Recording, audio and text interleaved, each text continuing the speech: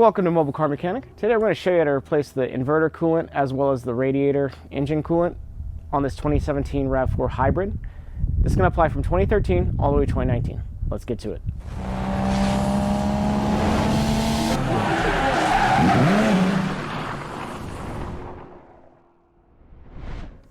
Alright, parts and tools needed are going to be a torque wrench, a ratchet, a flathead, a 10mm socket, as well as a 10mm hex socket, along with a jack stand, a jack, a drain pan, and of course the coolant. Alright, so we're going to go ahead and put our jack here. The jack point is this right here. So I'm just going to go ahead and put our jack there.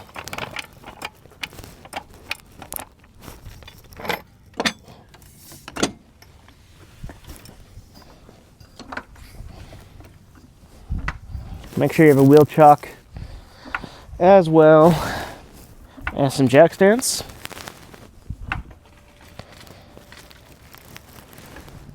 Alright, so you're going to have two coolant reservoirs.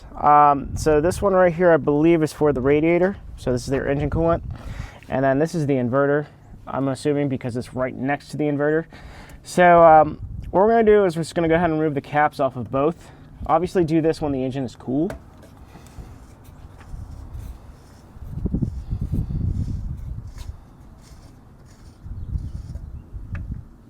Okay, do the same here.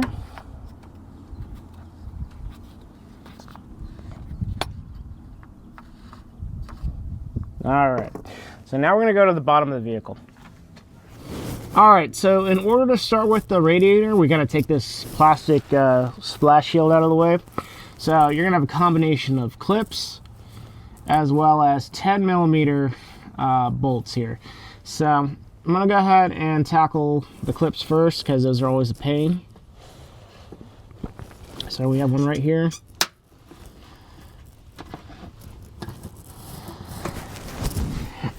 And we have another one right here on the subframe.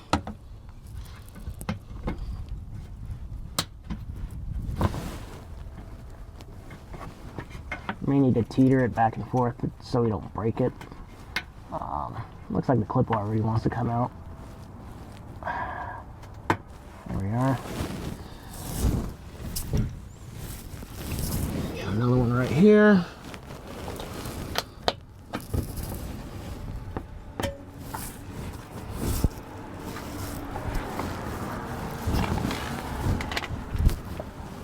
Got another one right here as well.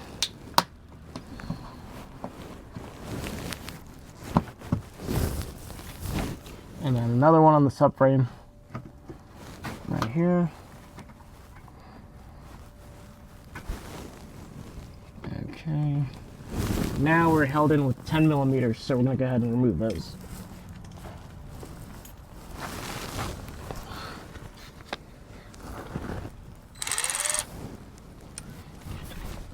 So we're going to have one right here.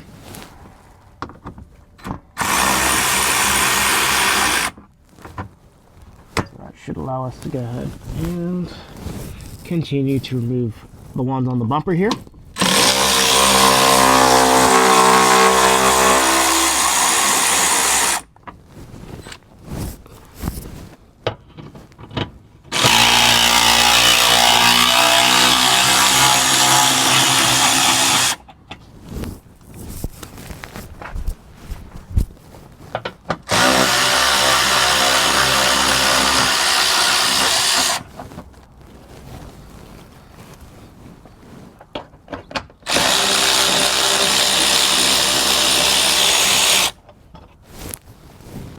All right, then we have another one on the little fender deal.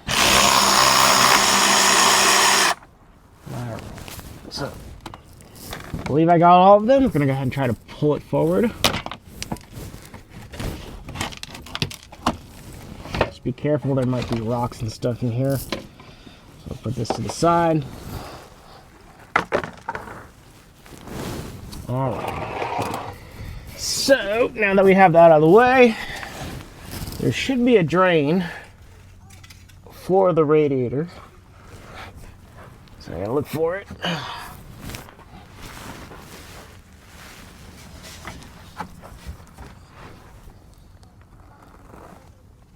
All right, so the drain is actually on this side. So there's a little petcock over here. So you can see it. It's right there where my finger is.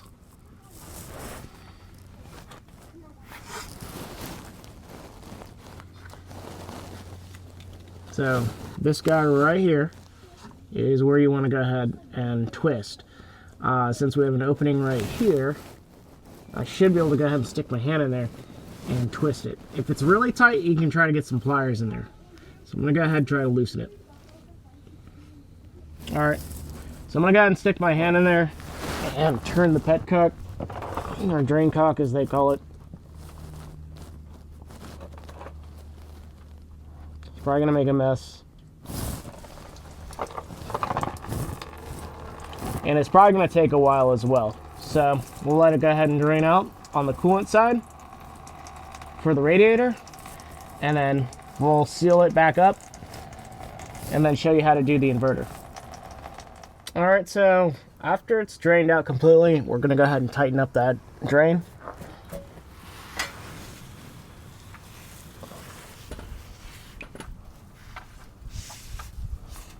Alright, so it looks like it's good and tight. Now we're going to go up to the top and fill up the coolant. Alright, so we're going to get our funnel out here. We're going to go ahead and fill the coolant reservoir for the engine.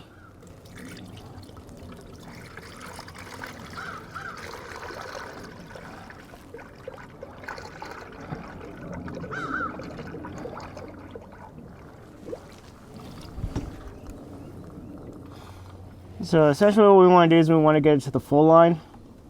What's going to happen is obviously it's going to stay here for a little bit. We may not use the whole bottle, but what's going to happen is we may need to start the engine. Normally whenever you do engine coolant, it needs to open up the thermostat so the level will drop typically. But right now we're going to go ahead and fill up the radiator more than likely. And then after we finish this up, we're going to go and start on the inverter, so that we can do just the whole bleeding process in general. So I'm just going to keep pouring until it consistently stays at the full line.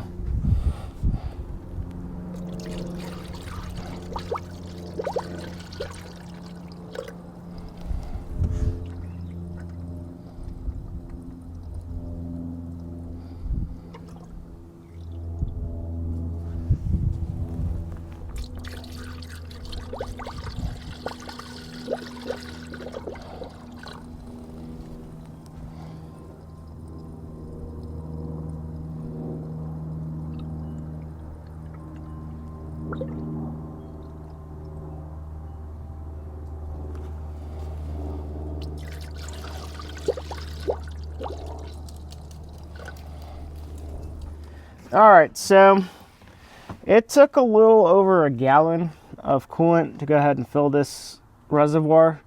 It may fluctuate once we start the engine, but I went ahead and filled it up at the full line over here.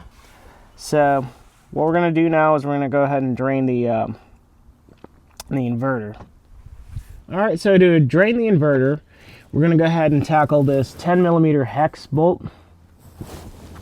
So let's go ahead and remove it.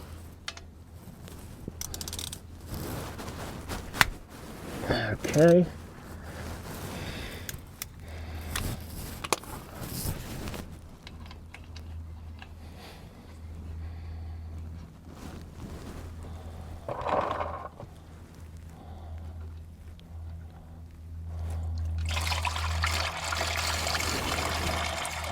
It's going to drain a lot faster than the engine coolant.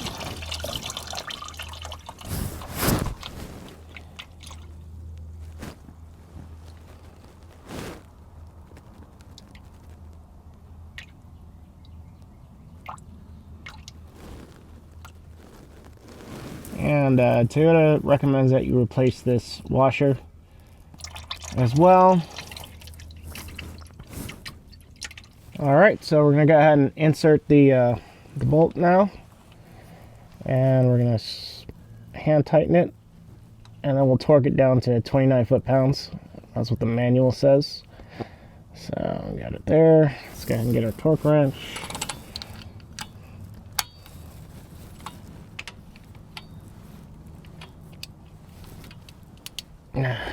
Maybe I had it. There we are. All right. All right, we're at 29 foot-pounds. Now we'll go ahead.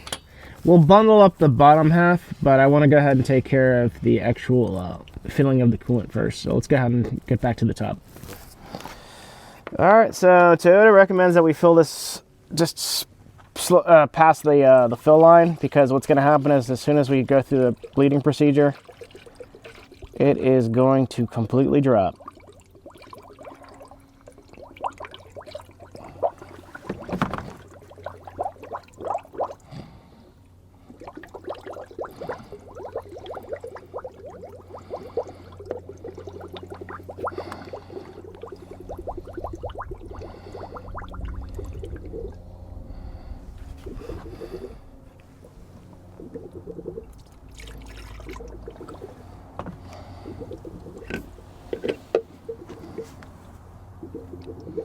It's bubbling already. So there's air in the system, which we don't want.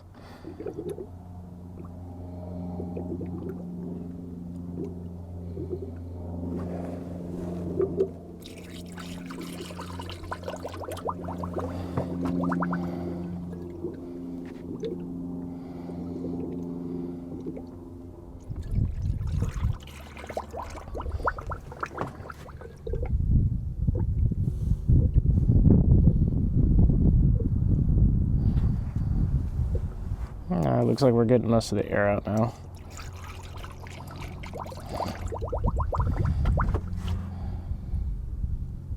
Okay. So, based off the service manual here from Toyota, if you do not have a scan tool,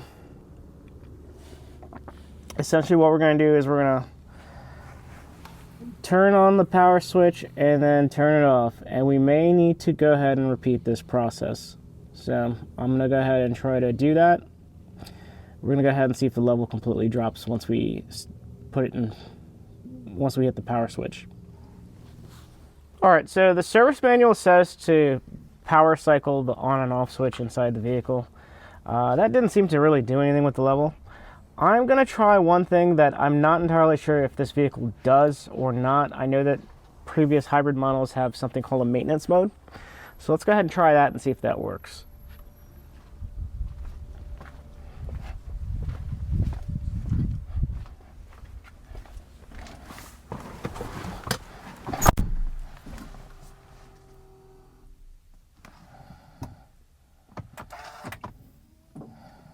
One, two, neutral, one, two, one, two.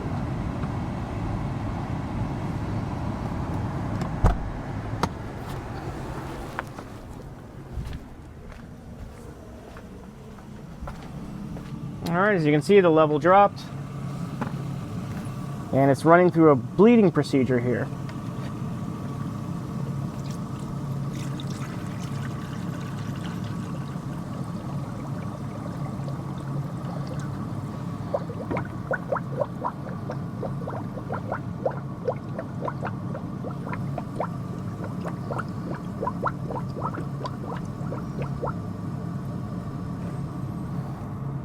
And I might have filled it just a little too much. Yep.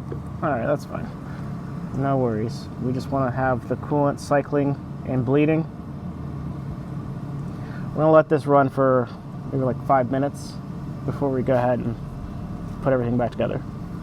Alright, so because the procedure in the service manual did not do what I needed to do, we're going to go ahead and do what they call a maintenance mode. So it's going to require a set of steps. So what we'll do is we're going to go ahead and follow these steps that you can find on Google. So we're going to turn the vehicle on in accessory mode, hit the accelerator twice, put the car in neutral, hold on to the brake while the car is in neutral, and hit the accelerator pedal 2 times, put the car in park, and then press the accelerator pedal twice again. So let's go ahead and do that. So twice to put it in accessory mode. 1, 2 on the gas. Neutral. 1, 2 on the gas. Park. 1, 2. And now you'll see it says 2-wheel drive maintenance mode. And that'll run through the process of bleeding the actual inverter. All right, so now that we ran through the bleeding procedure, I'm gonna go ahead and start putting the caps on.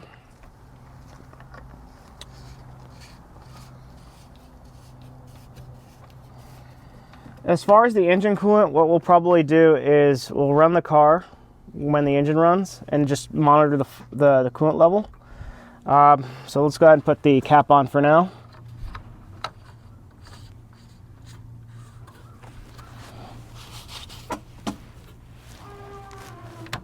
Okay, and you'll feel them lock in place. So now that we have that all completely done at the top, now we're gonna go back to the bottom and go ahead and put the cover back on.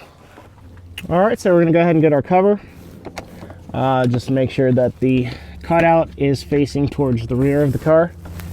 So now we're gonna go ahead and insert the bottom cover into the tabs here where the bumper goes. And then we're gonna go ahead and bend this so that it fits right under it. Just like that. That should hold it in place.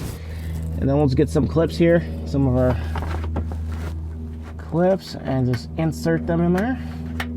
Kind of hold it in place.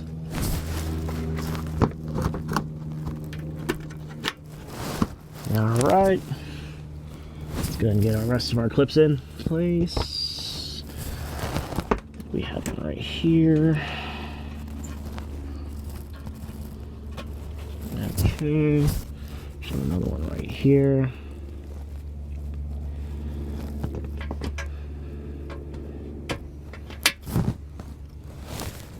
All right, our last clip is going to go right here.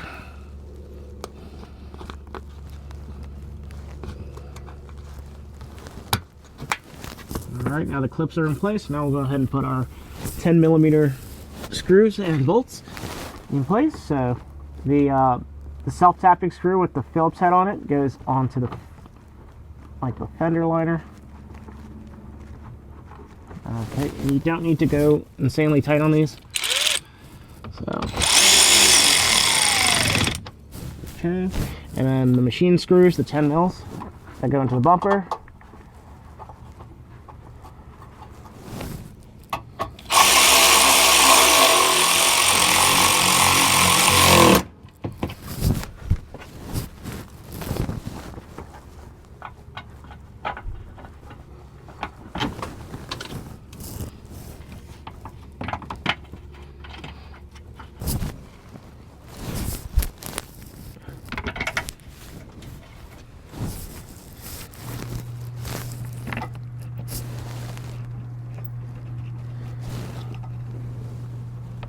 We'll put the self-tapping screw back into the fender liner here as we go. Let's go ahead and give them a tightening.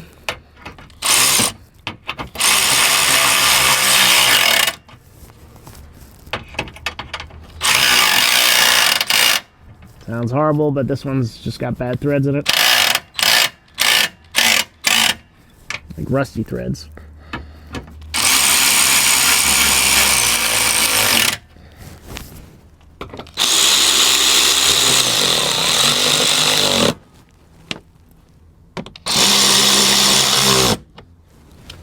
That's it, we're done.